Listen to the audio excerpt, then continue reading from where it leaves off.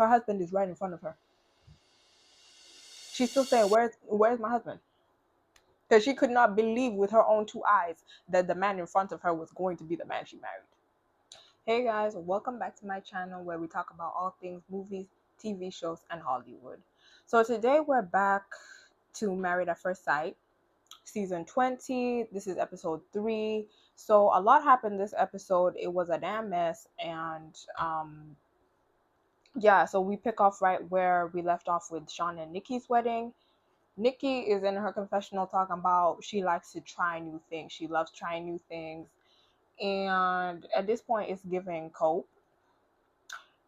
It's really giving, like, I don't know if she's being completely 100% honest in the fact that she believes a physical attraction can grow over time.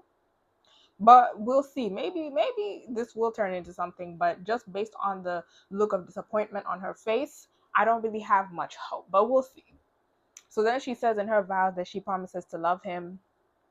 Um, there's really not much else to do. I mean, at this point, it's like his family and friends are there, your family and friends are there, you're standing in front of the altar. What else are you gonna do but say nice vows? I mean, but like based on the disappointment on her face, guys, it was so clear. Literally, the way she was like, "Oh, where's my husband at?" Her husband is right in front of her. She's still saying, "Where's my husband?" Because she could not believe with her own two eyes that the man in front of her was going to be the man she married. So that's a damn mess. We'll see about that. Sean talks about how the best relationships he's ever had weren't actually built on physical attraction. So that's what he says in the vows. And at that point, I was like, okay, maybe he's just reading the body language and he could see, like the rest of us could see, that she was clearly so incredibly disappointed. And I'm glad he picked up on that because, damn, if like it's so obvious, if someone walks into my wedding and had that look on their face, I'm literally gonna like, I'm gonna be so, I don't even know what I would do at that point. I think I would just have to shed tears. But that's this whole experience. Sean's mom actually comes up to the altar when all is said and done and gives them a broom for them to jump. So they doing the jump in the broom thing. It's official now. Let's see how this is gonna run. And can I just say, the broom, the way I would have fallen head first jumping over that damn broom, immediately in heels, immediately fallen had that been me. So props to Nikki for maintaining her balance. So they get to talking, the two of them, and then they find out that they're actually both into neuroscience. So Nikki apparently was going to major in neuroscience. She changed her major, but she was gonna do neuroscience. So she's into like the brain science and everything, like he is. So that's one thing they have in common. Okay. Um, we'll see about this whole mess. Moving on. Devin. We're introduced to Devin. He is a pro rugby player, and he says that people stereotype him for an egotistical jock, and he's actually a really sweet person. He's actually a teddy bear, is what he says, and he's like really emotional and all that. And I guess people don't perceive him to be that way. Devin actually says that he's looking for someone who can move around because of his career. He has to move around a lot. So he's looking for someone who can ideally work remotely and can move around easily. And that's perfect because we're introduced to Caitlin. Caitlin actually works remotely, so because she's a social media marketer. So that's actually perfect for them. So he says that his type is Sydney Sweeney. I hope that Caitlin has the features of Sydney Sweeney that he was looking for. Like, Sydney Sweeney could mean so many different things, but okay. I hope he got what he was looking for. Her type is big and strong, which Devin is because he's a rugby player and everything. So physically, they seem to match each other's types or something like that. Anyways, Devin says he was raised by a single teenage mother. His dad actually left. That's very unfortunate. And then he says that he wants kids and she wants kids as well. And he's looking to be a better parent than his dad was, definitely. And then Caitlin actually tells us that she has been in every type of toxic relationship, is what she says. She said, like, when I tell you every type of toxic dynamic you can think of, that's what's going on. That's what she says. And I'm like, okay, I hope you have healed from that. I hope you've really healed from that. She says she actually hasn't gotten to lean into her softer side because of being in toxic relationships. So she wants a man that can allow her to do so. Later on, we're going to see if that's really what's going on. But for now, that's what she says. So then Paul and Lisa are actually saying that these two are good for each other because they can support each other in healing, if the other is willing to let the other in. And immediately I said, what do you mean support each other in healing? Have either of them been to therapy? Because I just feel like before you go and want somebody to support you in healing, you should first do some healing of your own. Because at the end of the day, immediately I was thinking hurt people hurt people. You can't, like, I'm not saying everyone has to be perfect, but you can't go into a relationship expecting someone to heal you. That's so from Paul and Lisa, I wasn't understanding. Should they not first undergo therapy with somebody who specializes in that and then go into a, anyways, whatever they were thinking, that's what's going on. So Caitlin's dad is at the wedding. He's out in the audience, and now he is just being rude as hell. He's cussing everyone he can see out because he's really not trying to be doing this process. He doesn't get it. And I get that you're upset about it, like you don't like this particular way of getting married, of not knowing the person. I hear it, but I'm like, you're already here. Don't bring your negativity to the wedding day. You know what I'm saying? To the wedding day is crazy. So then I'm looking at him and I'm like, is he gonna cause a scene? And he low-key does. So what he does is he stands up. He stands up and immediately I'm shaking, and the people in the audience are also like, what is he about to do? So then he gets up there listen, the people have not been married yet. They are down to the altar and now he's choosing to stand up. And I'm like, you know there's designated times to give a speech. Why are you up there at the altar before they're even exchanging the vows, before it's even official, giving your speech? This is not that time. Because when he stood up, I was in my mind, I was like, he's about to object. He's about to be like, I object to this union. I don't want to see this. I'm not in support. This is some BS. Please get off the stage. I thought that was what was going to go on. But he's like, okay, I'm old school, but I trust my daughter. That's what he says. He trusts Caitlin, so they can go through with the wedding, and it's up to her. And it is up to her because she's an adult.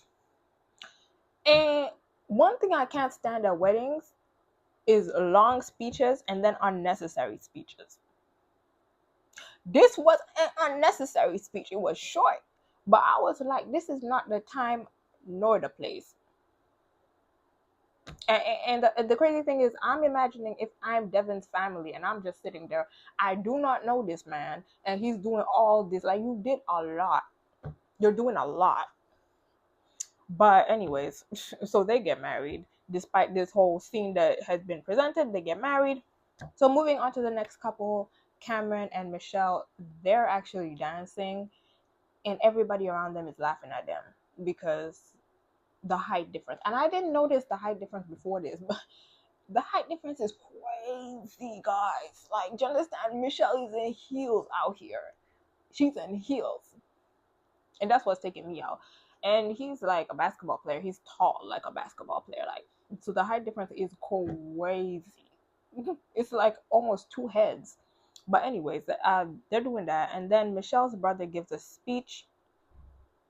And her brother decides to expose her for going out to parties. So he's talking about how she's always going out and partying.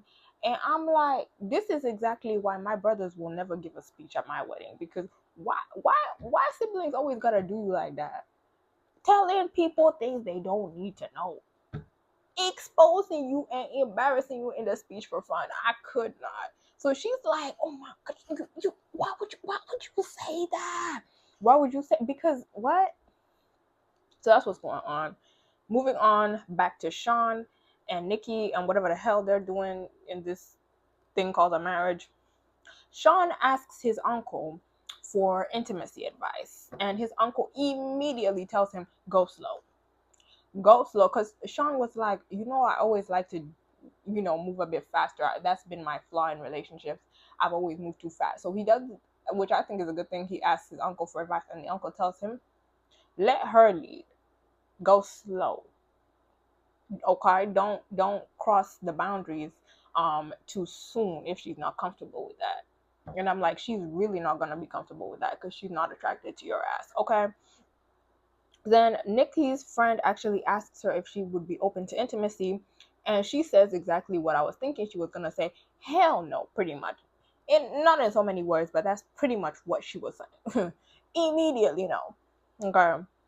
And that's absolutely fine, but she says friends first. And I don't know. I don't like. We obviously don't know how she is in other relationships prior to this, so I can't tell if this is how she always moves, or if this is how she's choosing to move because she's not attracted to that man. What would it be like if she got like 6 foot tall, whatever her physical type is? Would it be the same thing? We don't know. But anyway, she says she wants to be friends first, and I'm like, cool, absolutely. What if you guys just met each other as well? There should be no stakes, no pressure like that. So then Devin has a conversation with Caitlin's dad back to their wedding. And Caitlin's dad is basically, first of all, Caitlin's mother is standing right beside the dad. But Devin and Caitlin's dad are having the convo, and they agreed to maintain a good relationship just for their for his daughter's sake. So they're like, let's be on good terms. Let's not have no beef because I really do care about my daughter, and at the end of the day, I don't like it. But you're my son-in-law, so I have to hold it. Okay. And like I just found it strange that Caitlin's mother was standing right next to him and not saying anything. I was like, you just standing there like bread, literally just. And then the conversation ended. I was like, first of all, Devin, are you not gonna address the mother? Also, the mother, are you not gonna say anything? Like, not a word left her mouth, and I can't tell if it's the editing, but I was like, are you gonna say something? This is your child as well. Like, what's going on? You don't want to grill him? You don't want to tell him what's what? It's just a dad? Okay. Anyways, Belle Jolie. So Belle Jolie reassures her friend, she's talking to her close friend, and is reassuring her that nothing intimate is going to be taking place that night. She's like, nah, that's not gonna happen. Yeah, no, I'm not ready for that. And then Mecca's dad, oh my, Mecca's dad is starting to irritate me because why he now talking about clapping cheeks? That's what Mecca's dad is talking about, clapping cheeks. I'm like, that, sir, please no. Sir, please stop. That's enough. And I just don't get why you are so involved in your son's sex life. It's a lot. So I'm just like, Mecca's dad is just like overly involved in whether Belle Jolie finds him whether it's sex. Like, you are too involved in these people's marriage. Please step outside. You're doing a lot. You're also doing what's going on? People are doing all the way too much. So then Courtney and Nick. Courtney actually asks Nick's friends and brother why he's been on so many TV shows, why so many reality TV shows. And I'm like, ask the right question. Absolutely. Thank you, because this is what the people want to know. We're all wondering why. It's very strange. It's very odd. And the second I found out Nick was going to be on this show, I was like, again, literally, again, I've talked about this in all my reviews. I just don't get what Nick is doing here. You're here for the clout. I can't take you seriously that you're here for marriage. I just can't. But it remains to be seen. Maybe we will all be wrong. So then Nikki and Sean,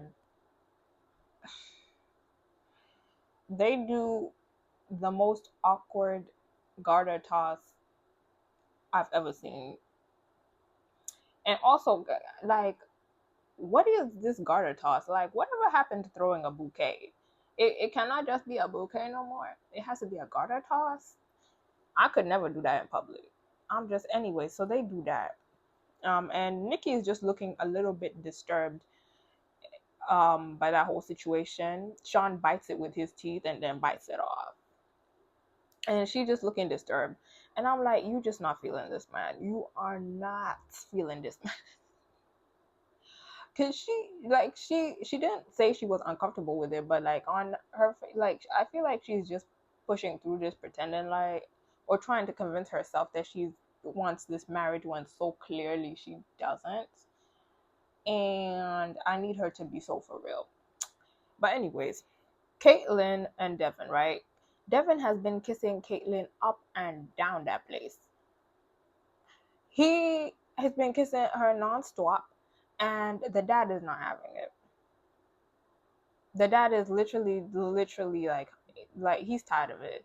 But that one I get. I mean, no, I don't think many dads want to see their daughters on that type of time. But anyways, the dad gets on the mic again, and this time I'm like, how many speeches is he gonna do in one day? See, now this was the time to grab the mic and speak, though. Although technically last time he didn't have a mic, but point is he was getting up to give a speech, and I'm like, see, this was the time to do it. This was the time. So he grabs the mic and then he's like, he's trying to say once again, I wasn't trying to come to this wedding. I really, really was not trying to be here, but, and everyone is holding their breath. Everyone is holding their breath, and he's like, but I would have regretted missing it. So he would have regretted missing it, and he's happy he came. And I'm just like, bro, why you? How many times are you gonna say you didn't want this wedding to happen? Like, we've heard you, and we heard you the first time. We don't need to hear it again. This one, I'm like, bro, you could have saved this for the main speech instead of doing all this. Because I'm like, if you were not going to object to the union, there was really no reason for you to get up, like, while people were at the altar and do all that performance or whatever that was. I just feel like there was no reason for that. But anyways, so he did his thing. He says he's okay with this marriage. Okay, let's move on, because I'm begging you, no more speeches. Like, we have heard you. We have heard you. We heard you at the altar. We heard you when you were talking to Devin in private, and we've heard you on this damn stage. It's enough, okay? If you're okay with it, then be okay with it. If you're not okay with it, then don't be okay with it. Like, we are tired, okay? Damn. So then Mecca and Beljoli are bonding over their traumatic pasts and estrangements. We know that Beljoli's dad wasn't around. We know that Mecca's bio mom left, and then his stepmother divorced the dad, took his siblings. Whole thing from episode 1. So they're bonding over that. I'm just hoping it stays that way and doesn't end up. Same thing I said with Caitlyn and Devin. It's like people like this whole healing each other. Same thing I said with Caitlyn and Devin. This whole thing of healing each other.